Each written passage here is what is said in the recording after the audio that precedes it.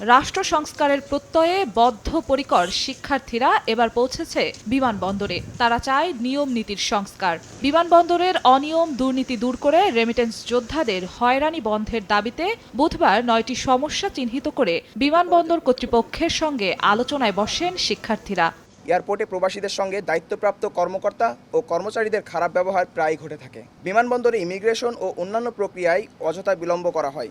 সমস্যা চিহ্নিত করে তুলে ধরেন প্রবাসীদের সঙ্গে ভালো ব্যবহার করা, লাগেজ নিয়ে হয়রানি দূর করা থেকে শুরু করে পুরো বিমানবন্দর এলাকায় ওয়াইফাই সেবা নিশ্চিত করা সহ বেশ কিছু সুপারিশ।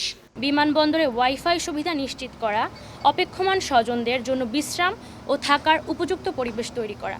দাবি পূরণে শিক্ষার্থীদের সঙ্গে নিয়েই কাজ করার আশা ব্যক্ত করেন হযরত শাহজালাল আন্তর্জাতিক বিমানবন্দরের নতুন নির্বাহী পরিচালক। এছাড়া বাংলাদেশ এয়ারলাইন্সের মান উন্নয়ন নিয়ে কাজ করারও আহ্বান জানান শিক্ষার্থীরা।